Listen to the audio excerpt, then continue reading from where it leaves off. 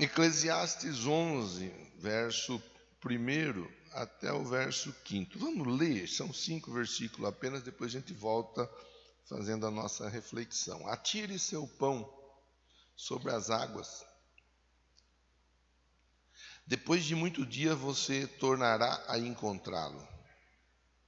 Reparta o que você tem com 7, até mesmo com 8, pois você não sabe que desgraça poderá cair sobre a terra. Quando as nuvens estão cheias de água, derramam chuva sobre a terra. Quer uma árvore caia para o sul, quer para o norte. No lugar em que cair, ficará. Quem observa o vento não plantará.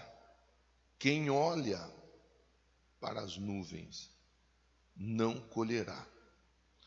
Assim como você não conhece o caminho do vento, nem como o corpo é formado no ventre de uma mulher, também não pode compreender as obras de Deus, o Criador de todas as coisas. Veja que é um texto curto, né? A leitura foi curta, mas de uma profundidade assim, para a gente pensar na manhã de hoje. Porque o texto, ele é escrito, né, Eclesiastes, é escrito por Salomão no seu período de experiência, quando Salomão já está com a vida resolvida. Ele já sabe o que ele quer e o que ele não quer.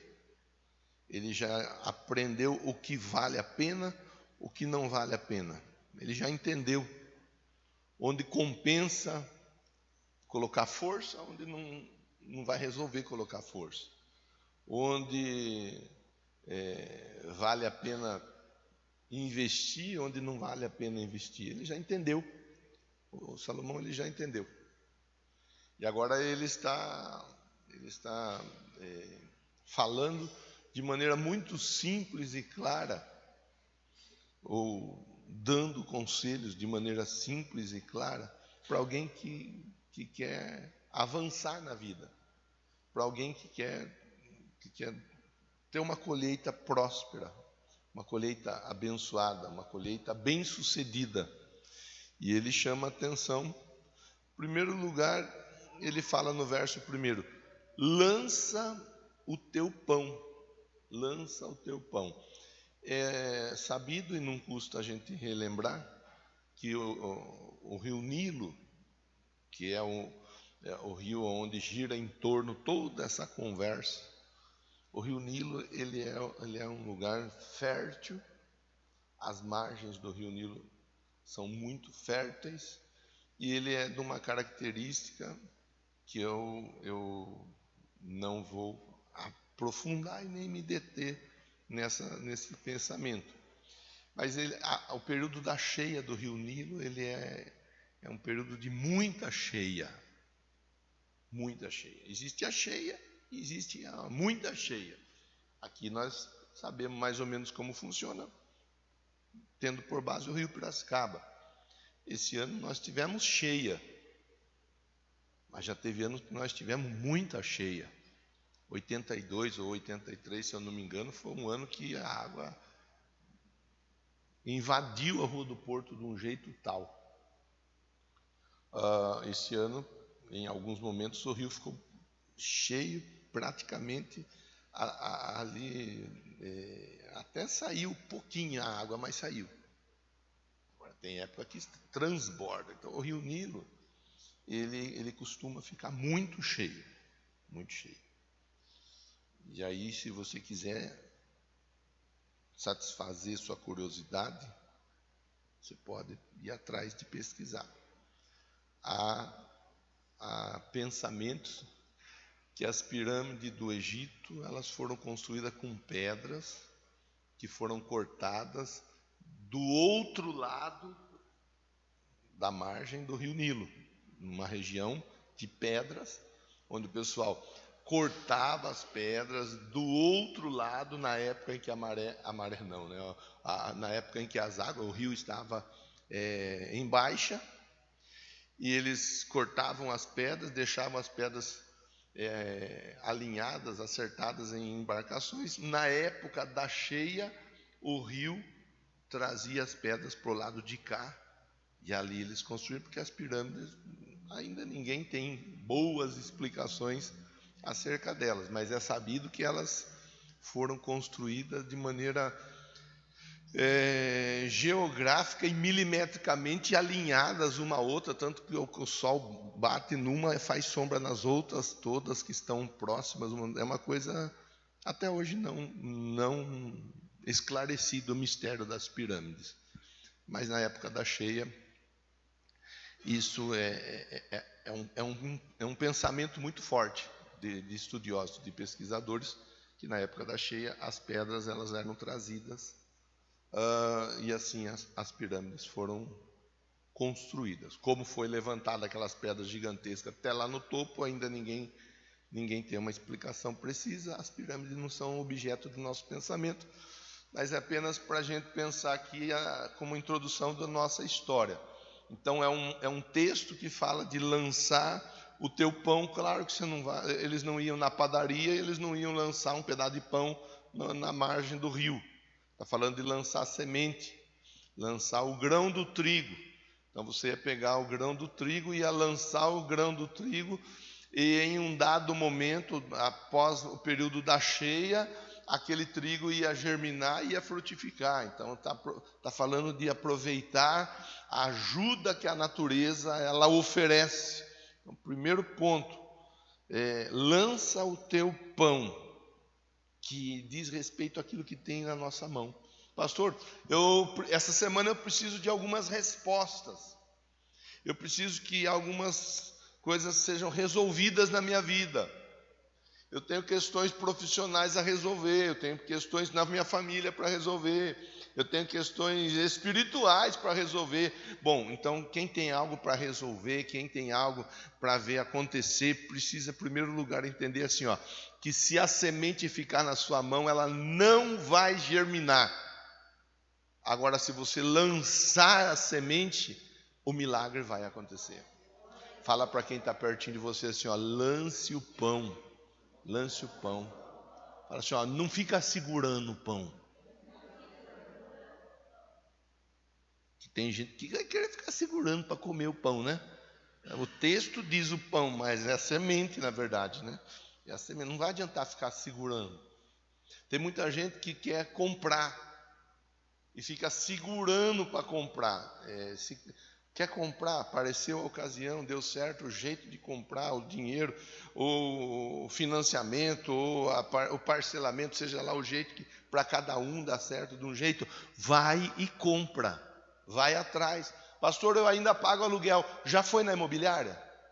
Já procurou um corretor de imóveis? Já passou na porta de um supermercado ou de um posto de combustíveis?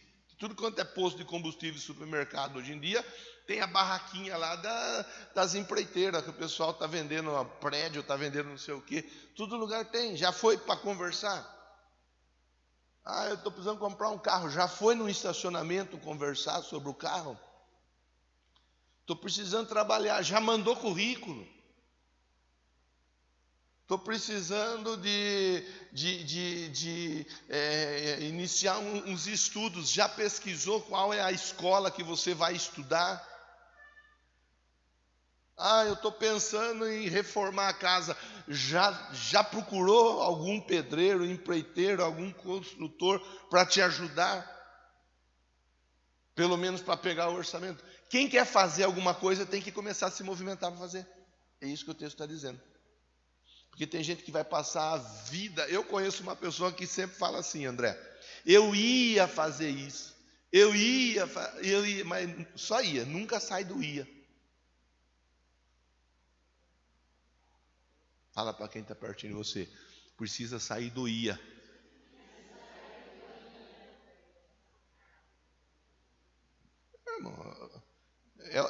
É o que Deus está falando conosco na manhã de hoje. Deus está falando para nós assim, olha, quem quer chegar lá precisa começar a caminhar. Aí eu não sei, porque cada um, começando por mim, cada um de nós aqui temos algo que nós queremos ver acontecer na nossa vida.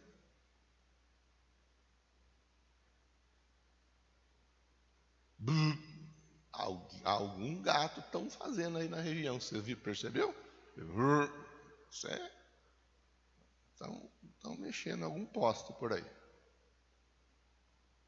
Bom, Salmo 126, verso 5 diz assim, ó, os que com lágrimas semeiam, com júbilo ceifarão.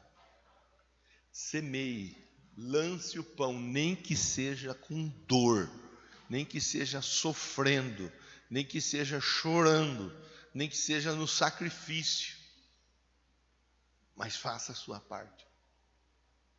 Ele continua no verso 1 ainda, ele diz o lugar certo, lance, atira o seu pão aonde? Onde que diz? Está aqui, está projetado? Tá, atira o seu pão onde? Quer dizer, tem o lugar certo para fazer o quê? Para semear. Já falei para você que era muito utilizado o período da cheia, que ajudava a espalhar a semente, e quando a água baixava, aquela semente, ela produzia muito. Agora, lançar sobre as águas, para nós o entendimento disso, é que a água é símbolo do Espírito Santo. Qualquer pessoa que quer ter algo bem sucedido na sua vida, precisa ter a ajuda do Espírito Santo. É impressionante como tem gente que abre mão da ajuda do Espírito Santo. De um jeito resumido e raso, sem aprofundar, sem estudar e sem passar a doutrina do Espírito Santo. O Espírito Santo, primeiro, ele é o consolador. Se você estiver chorando, estiver sofrendo, ele vai te consolar. Como que você vai abrir mão da ajuda do Espírito Santo? Quem aqui nunca precisou do consolo, de ser consolado? Todos nós, em um momento da nossa vida. E o salmista no início aqui, ele diz, os que semeiam com lágrimas colherão com alegria. Quer dizer, de repente, a minha semeadura, ela é uma semeadura debaixo da lágrima. Mas se ela estiver sendo uma semeadura efetuada na unção do Espírito Santo, eu vou ter consolo. Pastor, estou trabalhando na minha casa, estou trabalhando na minha família, está difícil, pastor. Pensa uma coisa que está difícil. Se você tiver com a ajuda do Espírito Santo, ele vai facilitar a sua vida. Não tenha dúvida disso. Ele vai te ajudar. Ele vai te ajudar. Lança o pão sobre as águas é exatamente isso. É ter a ajuda do Espírito Santo. O Espírito da verdade.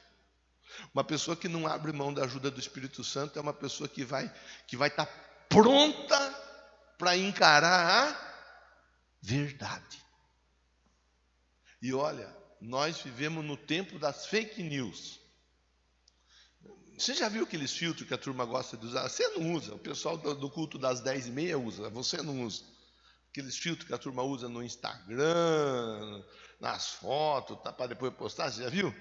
A pessoa está com 188 anos, postou uma foto, parece que tem 18. Nossa, mas olha. Aí tira o filtro. 180 anos! E a pessoa posta na maior, como se tivesse.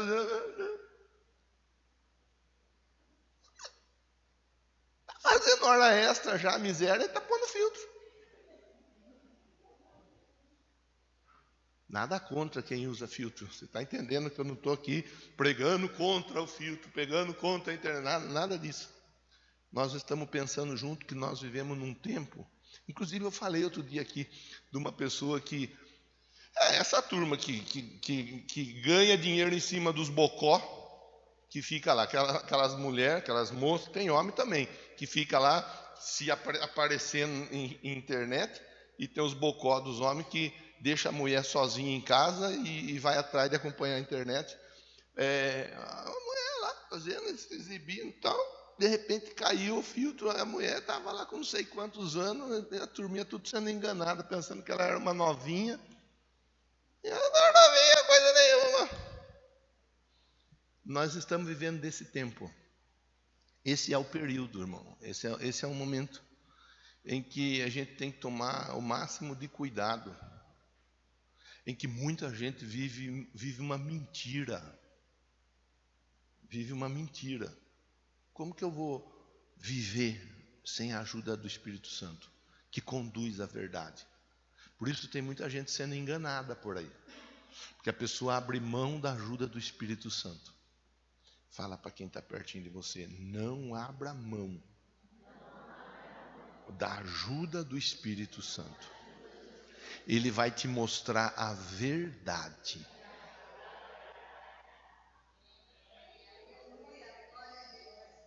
A não ser que você seja alguém que quer viver na mentira, ou que gosta de ser enganado ou enganada. Aí está tudo bem, irmão. Deixa o Espírito Santo quieto no canto dele. Ele vai ajudar outras tantas pessoas que querem a ajuda dele. Vou interromper 10 segundos. Conta aí no dedo. É até 10. Está dando interferência, abençoado.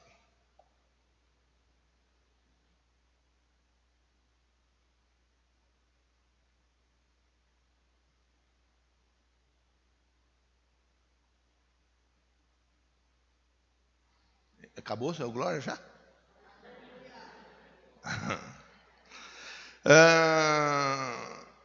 Lança o teu pão sobre as águas. Aí ainda no verso 1 diz assim, ó, depois de muitos dias. Olha lá, a tradução que está aqui é diferente da que estamos projetando, que está aqui no meu papel, que depois eu vou mandar para você.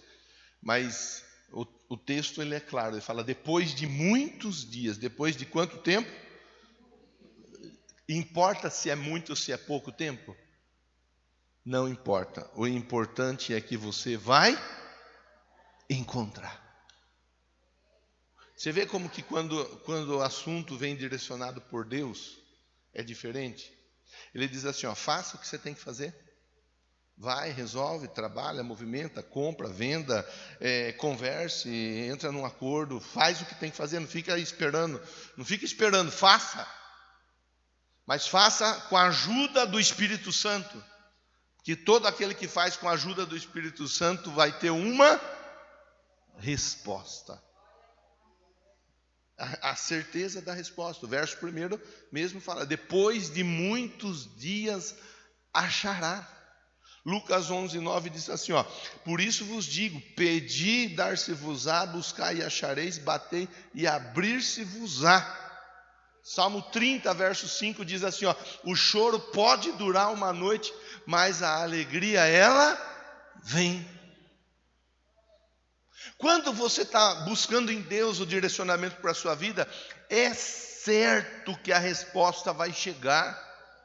Talvez não chegue na hora que você quer, talvez não chegue no momento que você espera, mas é certo que ela vai chegar.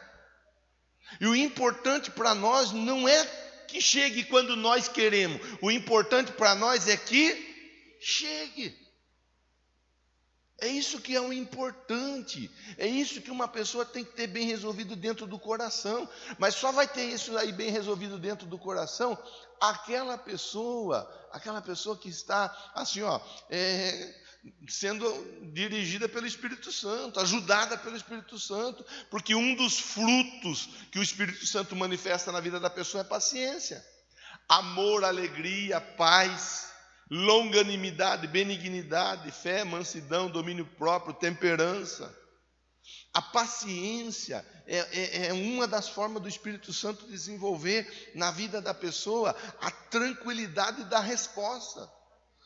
Depois de muitos dias acharás. Verso de número 2, aí ele vai falar uma outra coisa importante. Ele diz assim, ó, reparta com 7 ou ainda com 8. Ele está falando de partes. Fraciona 1, 2, 3, 4, 5, 6, 7 ou até 8 partes. Ele está falando de diversificar. Para facilitar a nossa compreensão, pastor, seja mais claro. Se você mandar o currículo em um lugar apenas, a sua chance de preencher a vaga de trabalho, ela existe. Mas se você mandar em 7 lugares, a sua chance, ela é o quê? Aumentada. Se você for em uma imobiliária apenas, a sua chance existe de dar certo o negócio. Mas se você procurar por 7, fugiu a palavra, 7 imobiliárias, 7, não é arquiteto, fugiu agora, esses que vendem imóvel, acabei de falar, corretor, fugiu a palavra da cabeça. Se você procurar e conversar com 7 corretores, se você olhar um bairro, é uma coisa, se você olhar 7 bairros, você está entendendo sim ou não? O texto ele está convidando assim, ó, eu vou usar uma palavra que pode parecer forte, ela é forte, mas eu não uso faltando com respeito a você. O texto está dizendo assim, ó, não seja preguiçoso. Já fiz, já está bom. Lembra de Jesus quando ele falou, enche a talha. Eles encheram a talha até a metade, amém? Encheram a talha até onde? Até a maior parte dela, é isso? Encheram até a boca, até a tampa. Tem gente que faz tudo no conta-gota. Jesus disse assim, ó, se pedir para você para andar 1 milha, anda quanto? 2. Se pedir a túnica, dá também a capa, a veste, Jesus está ensinando, dizendo assim, ó, não seja aquela pessoa que faz no conta-gotas, porque tudo que Deus tem para fazer para nós é numa boa medida, recalcada, sacudida e transbordante. Aí tem gente que é econômico em tudo. Vou lançar minha oferta, vou dar um exemplo, porque tem pessoa que tem esse tipo de entendimento. Num bolso já ando com as moedinhas trocadas, no outro bolso eu ando com as onças pintadas e com os peixes. Eu vou pôr a mão onde tem as moedinhas trocadas, lá no templo. Mas se eu for para o passeio, eu ponho a mão onde tem onça. Está entendendo? Sim ou não? Mas tem gente que quer vencer com folga. O escritor ele está dizendo assim, olha, o negócio é o seguinte, já que você vai fazer, faça com 7, faça até com 8, reparta, diversifique, amplie o leque de atuação. Segundo aos Coríntios 9:6 diz, aquele que semeia pouco também colherá pouco, aquele que semeia com fartura, com abundância também colherá. Está ficando clara a conversa, sim ou não? Tá? Verso de número 2, ó. Não sabeis que mal haverá sobre a terra. Você aqui usa que mal haverá, aqui já vai dizer, você não sabe qual desgraça pode cair. E uma das desgraças que nós vivemos há pouco tempo foi a pandemia. A pandemia foi uma desgraça, mas os políticos mal intencionados que trabalharam mal do brasileiro de uma maneira geral foi uma desgraça ao quadrado, né? Graças a Deus, alguns deles já estão ficando para trás, nunca mais vão aparecer na nossa frente. Você não sabe o que vai acontecer. Você não sabe qual vai ser o dia de amanhã. Eu acho sempre importante lembrar. Eu tive uma boa escola na minha casa. Eu tive um bom exemplo. Meu pai foi um ótimo exemplo. Meu pai nunca teve um salário altíssimo, salário de caminhoneiro, fazia o serviço do dia a dia. Dinheiro de frete, o Claudinei trabalha com frete, sabe? Tem vez que tem bastante frete, tem vez que tem pouco frete. Não é aquele dinheiro que sobra, mas meu pai sempre fez sobrar e sempre poupou um pouco do dinheiro. Sempre. Tanto que os últimos anos dele foi muito dinheiro gasto com remédio. Tanto que os últimos anos dele fizemos alguns exames, precisamos pagar alguns médicos. Ele não pagava, foi uma opção que nós fizemos de não pagar um plano de saúde. Mas sempre que precisava de médico, tinha dinheiro lá para ir pagar o médico e pagava o médico à vista e pegava o desconto. Isso por quê? Porque em um dado momento da vida dele, ele entendeu, opa, pera lá, eu não sei quando pode vir alguma adversidade. A Bíblia ela ensina para nós a história do José, que eu não vou entrar, porque não permite, o tempo não permite. Mas o José, ele tinha esse entendimento. 7 anos de fartura, 7 anos de escassez. no tempo da fartura nós vamos separar uma parte e vamos poupar, vamos guardar. Só para provocar, né, irmão? Vamos provocar o pessoal que está do seu lado aí? Pergunta assim, você está guardando dinheiro?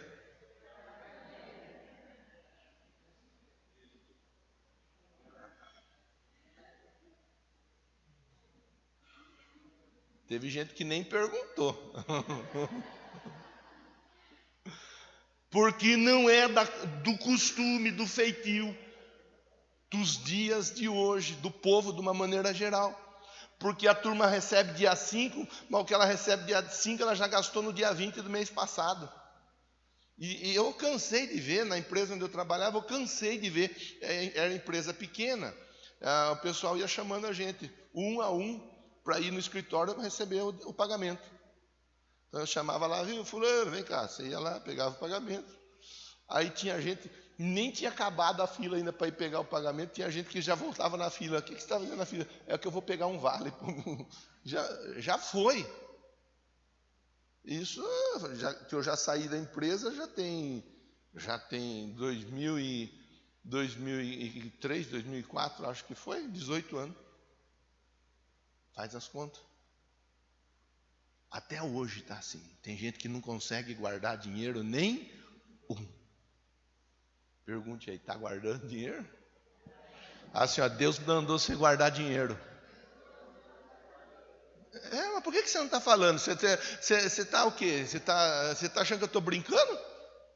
Eu não estou brincando, não. A gente ri porque a gente não guarda dinheiro, não é não? Mas não é para rir, é para chorar. Está guardando dinheiro? O amendoim, ele deve estar guardando dinheiro até embaixo do colchão, que ele está pegando o pé da Nayara. Pessoal, é um assunto sério. É um assunto sério. Que a gente ri, é melhor rir do que chorar, mas é sério. Ali na frente a gente pode precisar de um fundo que seja pouco, mas a gente tem alguma coisa. O texto convida a gente a pensar nisso. Você não é obrigado a fazer isso. É importante a gente entender que a proposta é para refletir sobre isso. Não somos obrigados a fazer isso, mas Deus está nos chamando a atenção para pensar sobre isso. Se você guardar R$10 por mês, é 120 no final do ano. Se você guardar 100 por mês, é 1.200 no final do ano. Já se você conseguir guardar 200 no final do ano, é 2.400. E em 5 anos, 2.400 dá R$12.000. 12 mil, é isso? Fiz as contas certas? Vai chegar perto daí. Se eu errei por pouco. Em 5 anos e em 10 anos. Quem guarda 12 mil. Quem guarda 1.200 no ano, em 10 anos vai ter 12 mil guardado. É pouco, eu sei que é pouco. Mas ali na frente, você vai precisar do filho, você vai precisar da filha. Quero ver o filho com a filha salvar você. Porque o filho com a filha geralmente vai buscar na casa do pai e da mãe. Geralmente.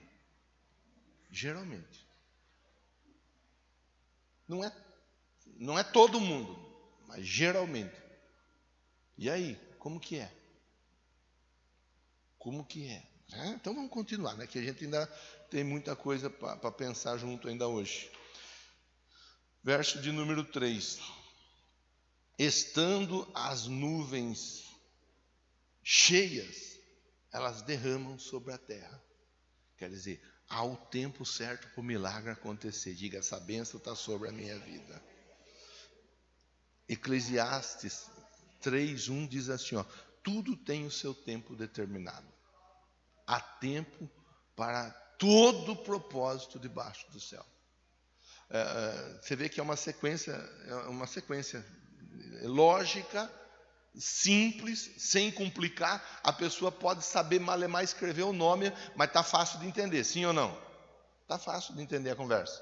Não tem que ser um doutor para entender essa conversa. A conversa é, faça o que você tem que fazer. Se você puder fazer em mais partes, faça o máximo possível. Faça com a ajuda do Espírito Santo. Você não sabe como vai ser o amanhã, você não sabe como vai ser o depois da manhã. Então vá se programando em cima disso e tenha certeza que se você fizer a sua parte, na hora certa o milagre vai acontecer. Eu acho simples de entender. Verso de número 4, ó. Quem observa o vento, verso 4, deixa eu ver a tradução que está aqui, ó. Quem observa o vento não plantará. Você já percebeu, você já viu que tem gente que só fica dando desculpa? Você conhece alguém que só dá desculpa? Se estiver perto de você, não vá olhar para a pessoa, viu? E nem dá um toque assim, fica na sua, dá glória, vai dando glória, fala, Deus de glória. Mas tem gente que só dá desculpa. Eu vou falar a verdade para você, isso é uma coisa que eu fico contrariado, é com gente que fica dando desculpa. Primeiro porque Deus, Ele é grande, começa por aí. O crente que dá desculpa é uma afronta a Deus, porque ele fala assim, ó, há alguma coisa demasiadamente difícil? Para Deus não tem nada de difícil, para Deus não tem nada impossível. E para aquele que está em Deus também não tem nada nem difícil nem impossível. Mas tem gente que fica dando desculpa para tudo.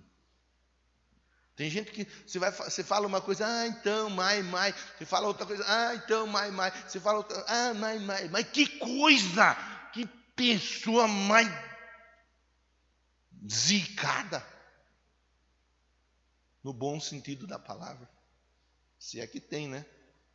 A pessoa reclama de tudo, ela acha problema em tudo, ela não consegue fazer nada. Fica olhando o vento, quem observa o vento nunca semeia. A pessoa não chega em lugar nenhum porque ela tem sempre uma desculpa para dar. Você foi, eu não fui, por quê? Por que o quê, meu Deus do céu? Você fez, eu não fiz, porque eu fiquei esperando. Esperando o quê? É comportamento. É comportamento. Tem gente que não tem atitude. Para isso a gente vem para a igreja, porque Deus nos provoca, Deus nos chacoalha, Ele pega nós pro pé, assim, vira de ponta, acorda miséria. E tem gente que não. Aí a pessoa passa, aí olha para você, olha para o outro, fala assim, para esse aí a vida tá boa, hein? A vida tá ganha. Casa com piscina, carro novo. Tá fácil a vida lá, né, Mirela, Adriano? Ninguém vai olhar que a Mirela ficou carregando lata de concreto para encher coluna. O Adriano cavocando buraco lá no cascaio lá. Ninguém vai olhar. Mas tem gente que vai ficar assim, ó. Mas enquanto o povo estava indo comer lanche, eles estavam comendo areia e pedra lá. É assim ou não é assim? Tem gente que não sai do lugar. E se não mudar de atitude, não vai sair do lugar. E pode mudar de igreja depois, que tem gente que muda de igreja. Muda de igreja, muda de pastor. Porque esse pastor o quê? Se não mudar de atitude, não pode mudar até de planeta. Pode ir para Marte, para Lua, para Júpiter, para Vênus. Pode ir até para o inferno. Que lá no inferno o diabo vai falar, aqui não, cai fora. Cai fora. Eu preciso de demônio para trabalhar. Demônio que fica encostado não serve para mim aqui. Não. Nem o diabo quer uns. Irmão, é verdade. É verdade. É a verdade dura e crua. Tem gente que fala, porque eu nasci, se eu tivesse nascido numa família rica, se tivesse nascido numa família rica, eu ia deixar a família rica pobre. Porque é desse jeito. Tem gente que dá desculpa para tudo. Para tudo. Eu podia fazer uma lista aqui de desculpas que o pessoal dá, mas não vou fazer a lista. Eu deixo para você ficar pensando. Pera lá. O pessoal que dá desculpa vem às 10h30. Agora de manhã não tem o pessoal que dá desculpa. Diga amém. Diga aleluia. Hebreus 12:2 diz assim, olhando para Jesus, autor e consumador da fé. A gente tem que olhar para. Nós não temos que ficar olhando pro. Quem já viu o vento aí? Deixa eu ver. Já viu o vento? Que jeito que ele é? Bonito, feio. O vento a gente não vê, não é não? Tem gente que fica olhando. Dá para ver. Vai olhar, olha para Jesus. Segundo Reis 6,16 diz assim, ó. É aquela história do Eliseu com Geazi. E ele disse, não temais, porque são mais os que estão conosco do que os que estão com eles. O Geazi sai e vê um monte de soldado. Ele volta desesperado para dentro da tenda. Nós estamos cercados, estamos lascados, vamos pegar a gente. O Eliseu fala, Deus, ajuda, que ele não está conseguindo enxergar que o Senhor está com a gente. E quando o Senhor está com nós, não tem jeito de nós perder. Aí ele saiu, vai lá, olha agora. Oi, que está cheio de cavalo, de fogo, de homem, de fogo. Mas os que estão conosco são mais os que estão com eles. Irmão, pelo amor de Deus. Você não levanta cedo, você não vem cedo aqui. Levanta cedo, vem de longe, de perto, não importa de onde você vem. Você não vem aqui para distrair a cabeça. Aqui não é lugar de distrair. Nem é um lugar bom para distrair, não é nem bonito, nem nada. Você vem aqui para ouvir Deus falar com você. Vem aqui para ouvir, e você tem o privilégio de ter um pastor que chacoalha mesmo. Que a gente não fica aqui passando pano, para que não vai ofertar, não vai dizimar. Não quiser ofertar, não quiser dizimar, não tem problema. Quem vai levar maldição para casa é a pessoa mesmo. Pode roubar Deus, tranquilo. Irmão, não tem boi, como costuma falar.